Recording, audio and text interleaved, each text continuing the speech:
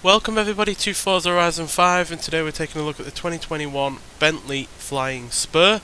So this is part of the third generation that was produced between 2019 and 2024, and it was built on a brand new platform from the Volkswagen Group called the MSB platform, and that meant that the wheelbase was being able to be increased by 5 inches, but the overall length has only gone up by 0.7 of an inch, which basically just means that the wheels are closer to the corners of the end of the car, which means that it's got better control, better handling, and also styling wise makes it look that bit better than it did in the previous generation to this one. And to aid it in its having that extra bit of length, it's got a new all-wheel drive system, rear wheel steering, which is new for a flying Spur, and improved air springs, so they've got greater capacity and therefore can deal with greater bumps and such. So there's also a great deal of extra styling going on with this car over the previous generation. I do prefer the styling to this than the second generation. Kind of also liked the simplicity of the first gen, but no doubt in my mind that this is the best looking of the three, while the fourth generation that replaced this pretty much takes most of the styling from this one. So overall a very handsome looking car, very nicely proportioned, and being a 4-door saloon, it's got plenty of space, but being a Bentley as well, it's got plenty of luxury, but it's not been festooned with buttons.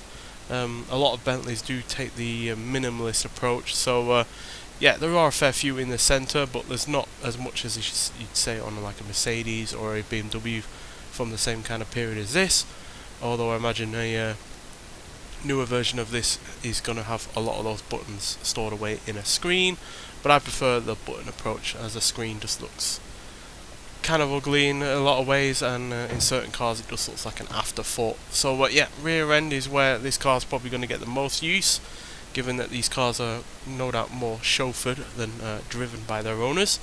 But plenty of legroom, plenty of toys to play with behind here, and it's not a overly dark interior either, so if you are one of those people that gets car sick due to the way that a car interior is like, then I doubt you will with this one. And you've got plenty of space in the boot as well, which is nice to see. So it's a practical car as well as a good looking one, and it's a pretty sporty one as well. So you can get 2 other different engines outside of the one we have here. So you can get a 2.9 litre twin turbocharged V6 plug-in hybrid, which produces a very healthy 536 horsepower, or if you're feeling a little bit more adventurous, you can get a 4 litre twin turbocharged V8 with also a nicely 549 horsepower that also produces more torque than the V6. But if you really want to go all out, then you're going to get this version, which has the 6 litre twin turbocharged W12 engine, so that's basically 2 V6s welded together, which produces a very healthy 626 horsepower and 663 pounds-feet of torque. So that's actually the same amount of power that you got out of the most powerful previous flying Spur, but we do have 58 extra pounds-feet of torque. So it's got a very muscly kind of feel to it, the turbochargers and the engine working well together to give it a really rather healthy, nice surge with the torque, and that all-wheel drive system also helps in terms of providing that surge. So no, you're not going to get really any real wheel spin off the line, but you will get a lovely surge off the line due to all of that extra torque. And this also weighs a little bit less than the previous generation as well, weighs 83 pounds less, which is pretty decent when you consider obviously it's going to have more toys, it's got extra wheelbase, it's slightly longer, but it only weighs 5,373 pounds. I know I say only, it's still a hell of a lot, that's more than some SUVs, but to be weighing in at less than the previous generation despite all of the extras that this probably has on it is really a testament to Bentley's engineering and their efforts to go to make it as weight saving as possible. And even more impressive, it only weighs 51 pounds more than the Continental GT upon which it shares the same platform with, which, considering this has 2 extra doors and is no doubt a longer car, you know, which also means more roof line, more bodywork and such. That is massively impressive. So yeah, really cool in that regard, that it's barely weighs any more than the Continental GT it's based on, and yet it's got way more practicality. I prefer the looks to this, and as you'll see when we get out onto the open road, I do feel like it's a better driving car as well. So yeah, let's get out onto the open road and see what it can do. Right, so here we are at the drag strip, so let's see what this car can do before we hit the speed camera, and then we'll you know, get it around the track. So yeah, being obviously quite a weighty car, it's not going to be the quickest one out there, even with all of the power that we've got. But with the 8-speed gearbox, the all-wheel drive, it flies off the line, and all of that torque really does come in handy to get you going. So yeah, nearly 134 mile an hour there, which for a £5,000 plus, you know, saloon car is not bad whatsoever. And yeah, I on the whole do prefer this to the Continental GT in a lot of ways, to be honest.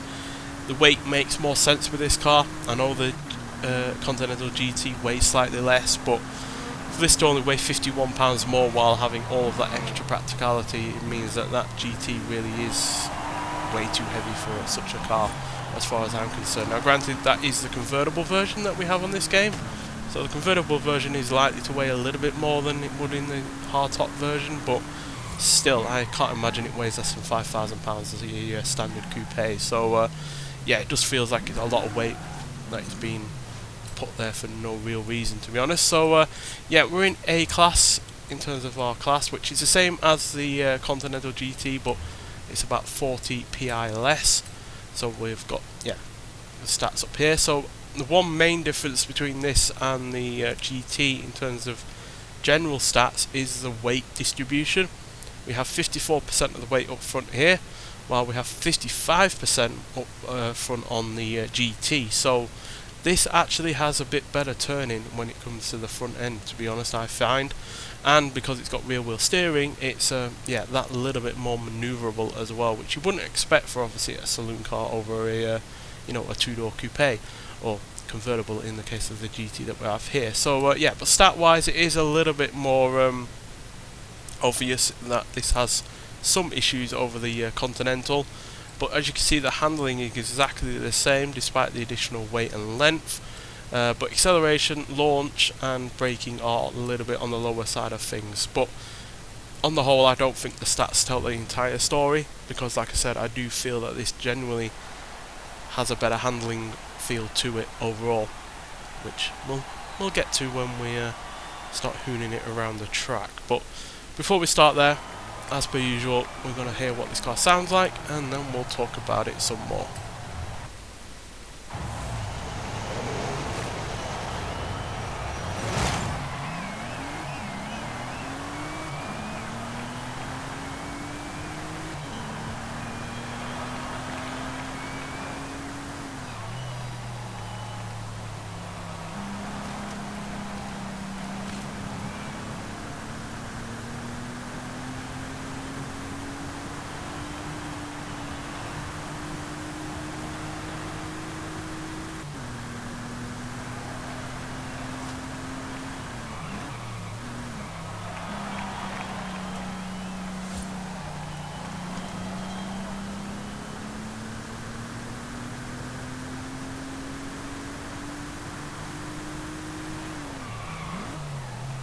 So yeah, it's not some roaring, snouting monster or anything like that. I imagine the V8 would be the one to go for if you want an engine that is going to, you know, be able to show off with. But I prefer the W12 just in pure, you know, amount of size, in terms of, you know, pure numbers, in terms of, you know, it's got way more horsepower, way more torque, and yeah, it is at the end of the day the flagship engine of this version of the Flying Spur. Unfortunately, for the 4th generation, the W12 has been dropped, so you can only get the V8 or the V6 now. So that is a little bit of a shame, because I do feel like you're going to lose out on some of that smoothness and you know, kind of luxury side of things. But apparently the V8 produces well over 700 horsepower due to having an electric motor in tandem. So yeah, pure power wise, you know, they haven't, you know, let that slip down. But I will miss the W12 out of this, but at least we get to still experience it in this game with this car. And acceleration wise, it's still no slouch despite all of that weight and size that it's got going on. 0 to 16, 3.515 seconds. 0 to 108.2 seconds. And it will go into a top speed of 207 miles an hour, which is mightily impressive. But even more impressive is just how enjoyable it is to drive. It's not a boat or anything like that. Sure, it's not a supercar or hypercar either, but yeah, it generally does have really good road feel. I like how easily it turns in.